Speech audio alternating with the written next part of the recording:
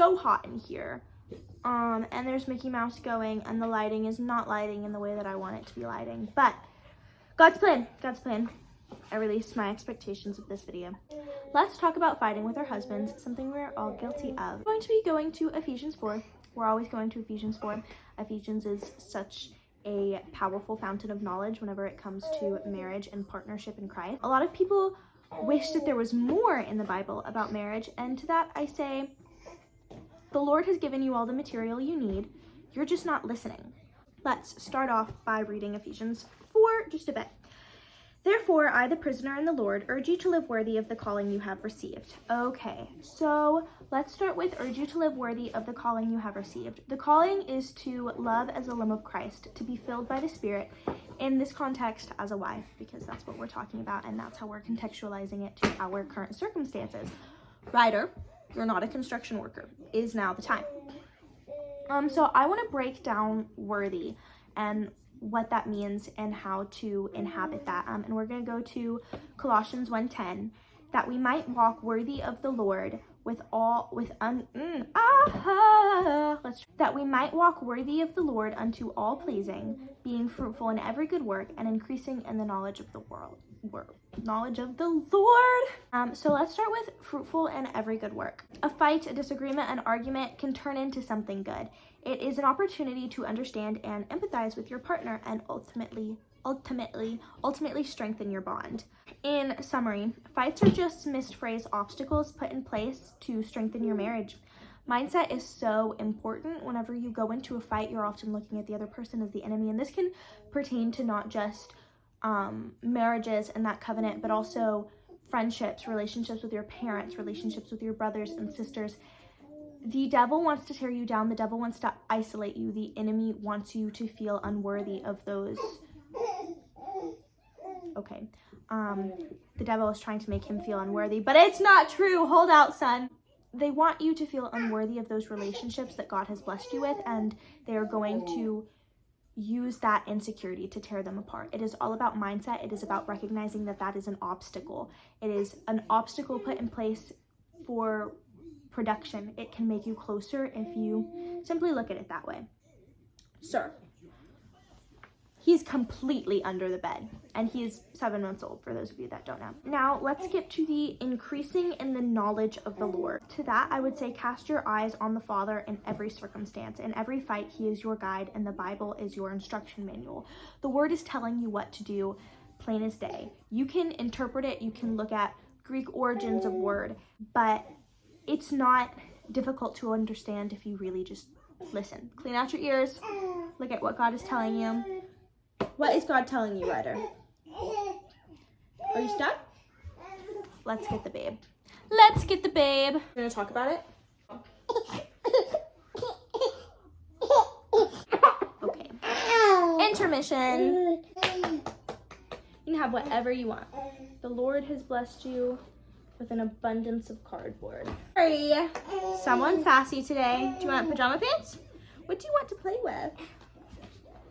These are what I have to offer you. Do you want a hairbrush? Okay. When we break down worthy, the first step to fighting with your spouse is to be worthy of the covenant the Lord has blessed you with. That worthiness is in your mindset and in your point of view. Point of view. Okay, so think about the Lord and look to the Lord in all things. Jesus is there. Jesus is there for you. Okay, now practicality is when things get a little bit murky because passion and emotions and heat running high, and I am the first one to roll my eyes and tisk my lips and say yeah, okay, and completely invalidate and negate my husband's every thought and feeling. Such a good wife. We're obviously jumping back into Ephesians 4 because that is the main verse for this breakdown and study, if you will, this guide. With all humility and gentleness, with patience, bearing with one another in love, making every effort to keep the unity of the Spirit through the bond of peace. There is one body and one Spirit, just as you were called to one hope at your calling, one Lord, one faith, one baptism, one God and Father of all, who is above all and through all and in all. I love that. That's great. What a wonderful way to show that God is with you regardless. God is a just God. That's something that helps me a lot, is just the concept and the idea that God is a just God, I feel it is my responsibility to seek revenge a lot, almost, and take things into my own hands, because I want everything to be just and fair, an eye for an eye. But the Bible does specifically say an eye for an eye is not the way to go. Hey, it's right here. It's right, it's all for real. I'm telling you just how I feel, so come here. Wake up and let it go. It's okay. As I was saying, God is a just God, and it is not your responsibility to one up your husband almost. I always play the counting game, especially in this postpartum phase, where I'm like, well, I changed 6 diapers today. How many did you change? Lord, please bless me with the day where I only change 6 diapers. But I get in that mindset of it's a competition and I have to make it fair. It is not my responsibility in any circumstance, in any situation. It is God's responsibility. Obviously, like, there are certain instances, I shouldn't say every circumstance, that's an oversight. But it is not my responsibility to impose upon my husband fairness. It is my responsibility to impose upon my husband teamwork and partnership.